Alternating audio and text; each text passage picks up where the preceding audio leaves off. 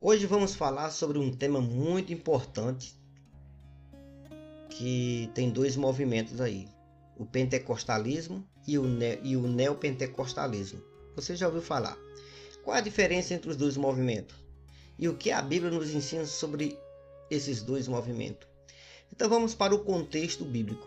Em Atos capítulo 2, versículo 1 até o 4, está registrado o início do pentecostal, ou seja, o início da experiência pentecostal, que diz o seguinte: e cumpriu-se o dia de Pentecostes, estavam todos concordamente reunidos no mesmo lugar, e de repente veio do céu um som como de um vento veemente, impetuoso, e encheu toda a casa em que estavam assentados.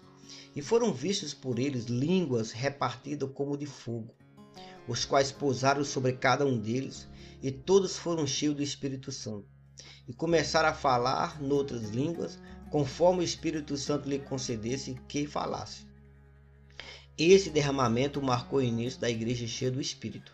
Veja só. O pentecostalismo moderno surgiu no ano de 1906, num culto que teve na Rua Azusa, é conhecido como o Avivamento da Rua Azusa, nos Estados Unidos.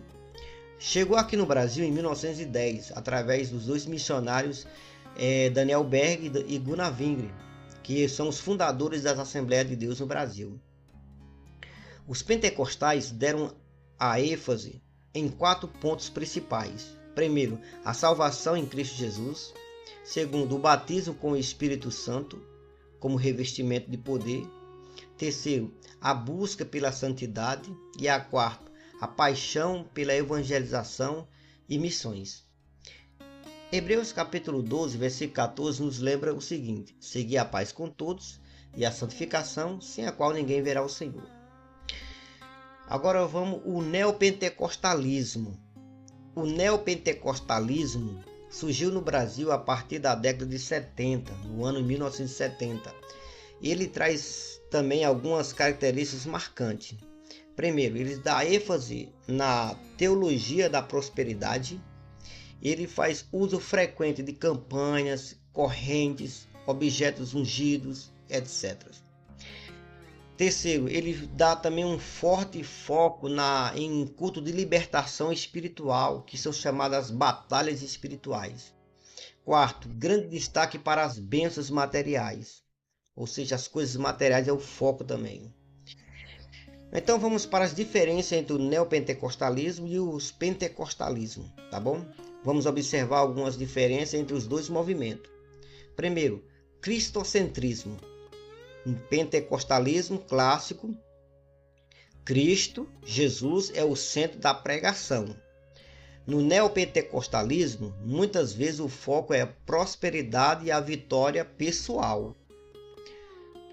Santidade. No pentecostalismo, a ênfase é em viver separado do pecado e do mundo. No neopentecostalismo, em muitos casos, a santidade não é prioridade.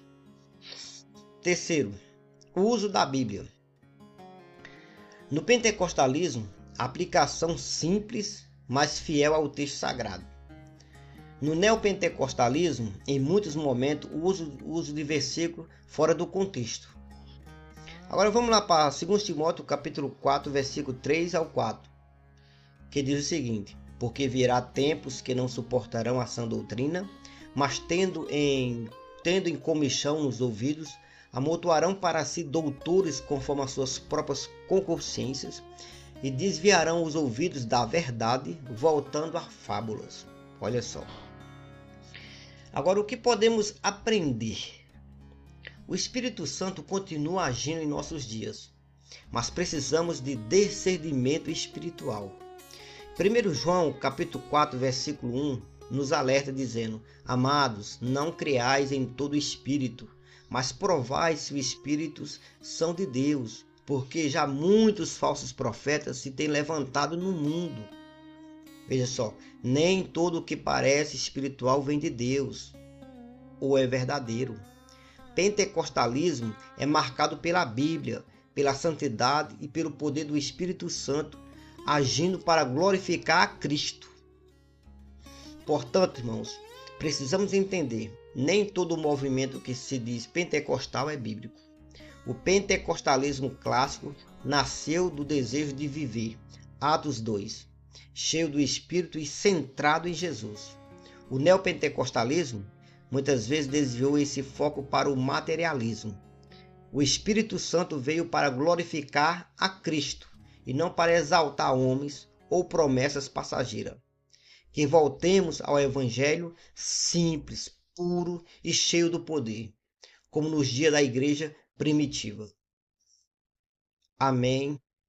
Se inscreve no canal, deixe seu comentário aí, o seu like e diz da onde, que cidade você está assistindo, tá bom? Que Deus em Cristo abençoe e até a próxima.